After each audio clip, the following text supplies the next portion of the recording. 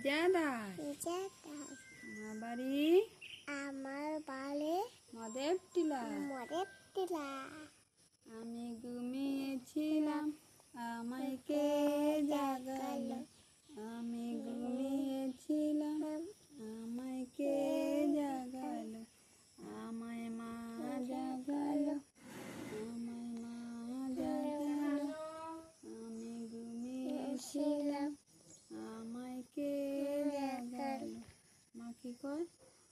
লিজা উঠো উঠো, মুগ্ধ টিফিন খাও, স্কুলে যাও।